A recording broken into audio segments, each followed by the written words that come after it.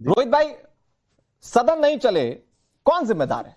उधर goal post change हो रहे हैं, इधर बचाव के सारे तरीके ढूंढे जा रहे हैं। मतलब अगर विपक्ष के मुताबिक सब कर दिया तो ये भी तो मैसेज चला जाएगा ना कि सरकार को देखो विपक्ष कितना झुका दे रहा है। और हो सकता है कि इसीलिए गृह मंत्री जो है वो सदन में जाना ना चाहते हो, जो ये बातें चल रही हैं सोशल मीडिया पर या फिर आम राजनीतिक गलियारों में।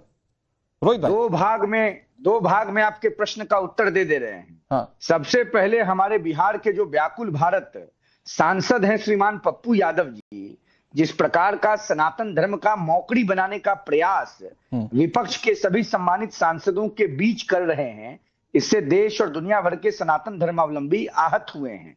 और किस प्रकार से देखिए आपके स्क्रीन पर दिख रहा है, leader opposition in Lok Sabha Rahul Gandhi ji के साथ कर्नाटक से आने वाले राज्यसभा सांसद डॉक्टर सैयद नासिर हसनैन मजाक कर रहे हैं और पैसा निकाल करके पप्पू यादव को दे रहे हैं, जो सीधे सनातन धर्म के ऊपर हमला है, जिसकी मैं कठोर निंदा करता हूं।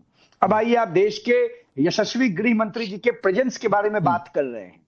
संपूर्ण विपक्ष को इस बात की जानकारी होनी चाहिए कि असम कंप्लीटली बाढ़ग्रस्त हो गया है। बाढ़ की विपदा असम झेल रही है।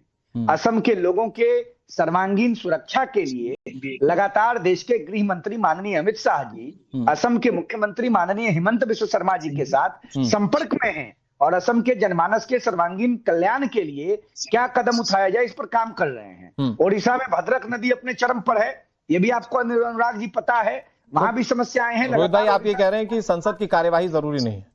अब आगे सुनिए ना, जनता की कार्रवाई जरूरी नहीं है। अब आइए पार्लियामेंट के ऊपर। सबसे बड़ा गुंडा इस देश में कोई है तो वो राहुल जी हैं, अखिलेश जी हैं, तेजस्वी जी हैं, जो लोग देश के नौजवानों को और विद्यार्थियों को भड़का रहे हैं। जहां देश के माननीय प्रधानमंत्री नरेंद्र मोदी जी आधी रात को आगे आकर, मैं बीच में नहीं बोल रहा था, गरिमा जी बस इसके बाद आप बीच में नहीं बोल रहा था, नहीं बोलेंगी तो मैं आप जो है नेता प्रतिपक्ष को कह रहे हैं नेशनल चैनल पर बैठकर, आप अखिलेश यादव को राहुल गांधी को गुंडा कह रहे हैं। इस तरह जो पैनलिस्ट लाते हैं, आपके रोहित सिंह जो है एक नंबर का जहरीला आदमी है। मैं कई डिबेट के संग कर चुकी हूँ, ये जहर बोलने का। धर्मेंद्र जी, गरिमा जी और रोहित जी, एक मिनट, सबकी आवाज कम कीजिए, सबकी आवाज कम कीजिए। रोहित भाई एक छोटी सी दरख्वास्त कर रहा हूं मैं आपसे। गरिमा जी एक मिनट, आ रहा हूं आपके पास। रोहित भाई एक छोटी सी दरख्वास्त कर रहा हूं, ऐसे शब्द जिससे किसी को भी आपत्ति हो, आपको भी कोई कुछ बोल देगा, आपको भी आपत्ति हो सकती है, व्यक्तिगत टिप्पणी प्लीज मत कीजिए। हम लोग अच्छी चर्चा कर रहे हैं, इसको हम गलत डायरेक्शन में नहीं ले जाते हैं। गरिमा जी मैंने रोक दिया है, अब इस तरह के शब्दों का इस्तेमाल रोहित जी नहीं करेंगे। रोहित जी प्लीज। इस तरह से गुंडा कहेंगे नहीं, वो मुझे भी आपत्ति है, वो नहीं कहेंगे। ये मुझसे अपेक्षा मत कीजिए। नहीं, गरिमा जी आप सही कह रही हैं, मुझे लगता है कंस्ट्रक्टिव सवाल और उसके जवाब मिलना जरूरी है, लेकिन उससे नॉलेज नहीं आती है। ठीक है रोहित जी व्यक्तिगत टिप्पणी नहीं प्लीज। रोहित भाई, मैं आपको भाई कह रहा हूं, प्लीज आप व्यक्तिगत टिप्पणी मत कीजिए। आपको पसंद नहीं आएगा रोहित सिंह, और आप लोकसभा में नेता प्रतिपक्ष जो कि संवैधानिक पद है, आप इस तरह से बात कर रहे हैं। देश के नौजवानों को और विद्यार्थियों को इज्जत करने की हिम्मत कैसे हुई राहुल गांधी को? ये बड़ी बड़ी आंखें दिखाकर डराने की कोशिश मत करिए। मेरा नेता सिखाता है, डरो मत। बच्चों को इज्जत करेंगे, देश के गृह मंत्री और प्रधानमंत्री को गाली देंगे, नहीं सुनेगा देश राहुल गांधी की गाली, और देश के नौजवान को इज्जत करने की। अरे प्रधानमंत्री क्या कहते हैं सोनिया गांधी के लिए जर्सी गाय में रहे। राहुल गांधी एक राजा के बेटा हैं, इसका मतलब इस देश के आम नौजवानों को गाली देने का परमिशन देश की जनता ने राहुल गांधी को नहीं दिया है। राहुल गांधी अपनी हैसियत में रहें, अपनी क्षमता में रहें, और देश के प्रधानमंत्री और गृह मंत्री के साथ। अरे तुम्हारी हैसियत क्या है?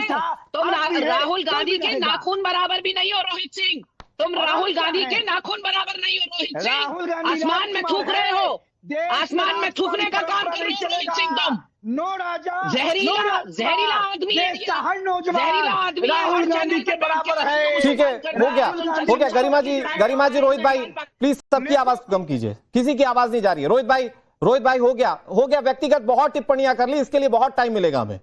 अभी इस वक्त चर्चा सदन की कार्यवाहियों को लेकर, जो सदन में हो रहा है वो कम से कम डिबेट में मत कीजिए ना सर। रोहित भाई प्लीज, नहीं आपकी आवाज नहीं जा रही रोहित भाई।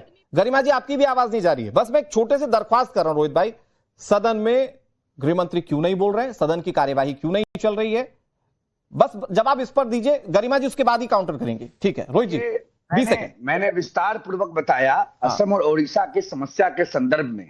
निश्चित रूप से देश के माननीय गृह मंत्री देश की जनता को और पार्लियामेंट को संबोधित करेंगे, देश के एक नागरिक होने के नाते। फिर बोल रही हैं गरिमा जी 20 सेकंड दे दीजिए अनइंटरप्टेड। इनको चुप कराइए। गरिमा जी 20 सेकंड अनइंटरप्टेड प्लीज। नहीं हो क्या भाई? गरिमा जी अनइंटरप्टेड 20 सेकंड, मैं आपके पास ही आऊंगा, बोल लीजिएगा। 1970 खत्म किया, नक्सल आंदोलन को पांव से कुचल दिया, भारत महतारी की प्रतिष्ठा को बढ़ाया। आप नड़गर बोलना बंद कीजिए। राहुल गांधी झूठ बोलते हैं, राहुल गांधी बेल पर है, राहुल गांधी क्रिमिनल है, राहुल ठीक है रोहित भाई, इंदिरा गांधी। ठीक है रोहित भाई, हो गया रोहित भाई, I have given you the chance, please Rohit भाई, ओके मैंने आपको चांस दिया। गरिमा जी लेकिन उनकी जो बात जिससे कि थोड़ा सा भी कुछ अच्छा निकाला जा सकता है, वो कह रहे गृह मंत्री बाकी कामों में भी तो बिजी है ना, सवाल तो संबंधित मंत्रालय के मंत्री दे ही देंगे ना। अब मुझसे सुनिए। हाँ please Garima ji, to the point, व्यक्तिगत हम ले रहे हैं। हाँ, मात्र कुछ दिन हुए थे सरदार मनमोहन सिंह को प्रधानमंत्री बने हुए 2004 में। असम में बाढ़ आई, तुरंत असम के अंदर पहुंचे।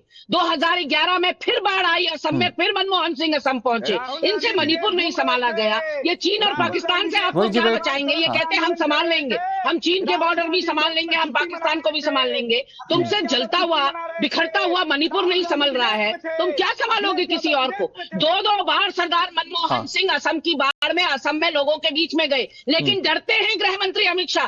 गए क्यों नहीं? या तो अमित शाह वहां दिखाई पड़ते, बाढ़ में लोगों के बीच में राहत कार्यों में दिखाई पड़ते हैं अमित शाह, तो लोगों को जवाब मिल जाता कि ठीक है अमित शाह बाढ़ में गए। जवाब दे रहे हैं। अनुराग हमारी 10 सेकंड में। ये इस देश का दुर्भाग्य है कि पहले हमको एक मूक बधिर, बिल्कुल जिसने 12 सालों में कोई प्रेस कॉन्फ्रेंस नहीं करी, इस तरह का प्रधानमंत्री दे दिया जो स्क्रिप्टेड जो है मन की बात सुनाता है। आप गृह मंत्री भी कुछ नहीं बोलते। ठीक है, जवाब अनिरुद्ध जी, योर टाइम मंत्री सवालों। ठीक है, अब गरिमा जी अब आपको भी सुनना पड़ेगा।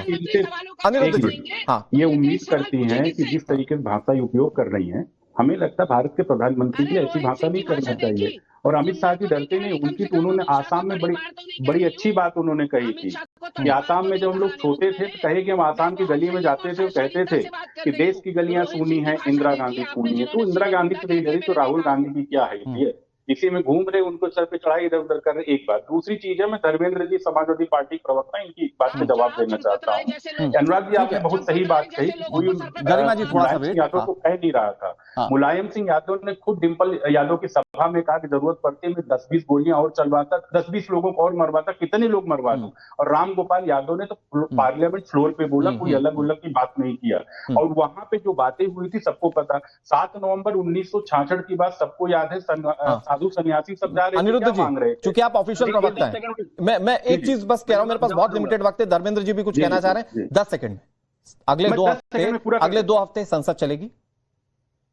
बिल्कुल चलना चाहिए। मैं कह रहा हूं कि इनको डिबेट और डिस्कोर्स के लिए पार्लियामेंट बनी, इनको आना चाहिए, अच्छा कंस्ट्रक्टिव विषय को रखना चाहिए। Dharmendra ji conclude, 10 second. अनुराग भाई, राम मंदिर से गरिमा जी, धर्मेंद्र जी को बोलने दीजिए, मेरे पास लिमिटेड वक्त है। हाँ ठीक है धर्मेंद्र जी, सिर्फ आपकी आवाज जा रही है। जी, राम मंदिर से जुड़े हुए मसले में 2 मुख्यमंत्रियों के नाम आते हैं। एक कल्याण सिंह जी का आता है, जिन्हें माननीय न्यायालय ने अपनी ड्यूटी ना करने के लिए 24 घंटे के लिए उन्हें दंडित किया था।